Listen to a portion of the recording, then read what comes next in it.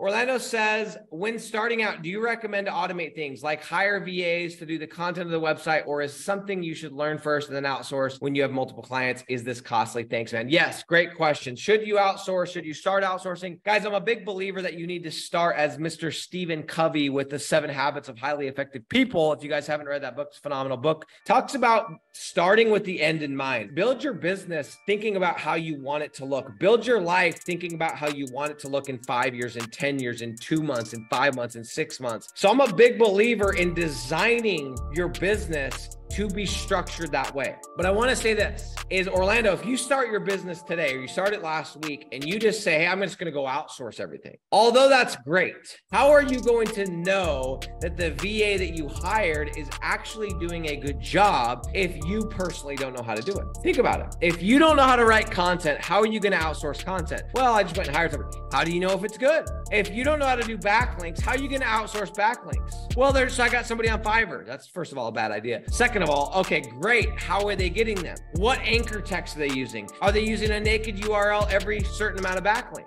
Are these relevant backlinks? Guys, you got to know this stuff before you can outsource it. That's why I'm always hitting so hard. Yes, you can technically outsource sales, but if you don't know how to get a deal yourself, good luck. So my answer for you, Orlando, is yes, you can outsource it. But in my opinion, what you should do is you should learn the business first, and then you should outsource it. So for me, I wrote the first 210,000 words of content on my first 30 websites. And I'm not making that number up, 210,000 words of content before I ever had somebody else write content.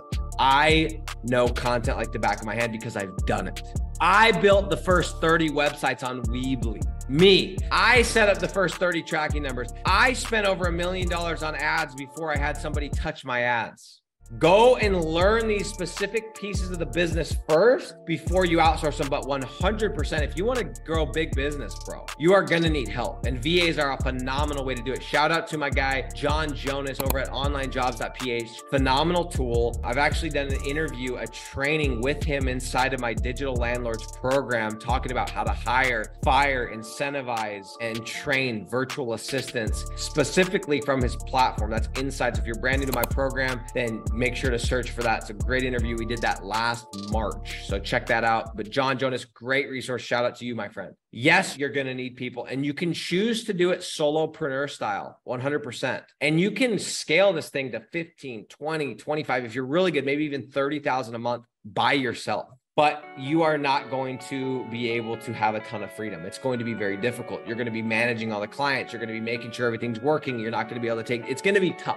So in my opinion, things that are taking the most amount of your time, that are yielding the least return, those are what you outsource first. Sales takes a ton of my time. It always has, but I've never gotten rid of it. Why? Because it moves the needle. Every time I get a deal, it potentially hires somebody else. It allows me to run more ads. It allows me to buy my time back and do consulting and do this and do that. So I keep sales near and dear, and I recommend most of you guys do the same. Content, on the other hand, building out websites, although necessary, is time consuming. And it's not necessarily moving the needle. It's something I can train somebody, even if they're a foreigner, and they can do it for pennies on the dollar. Phenomenal question.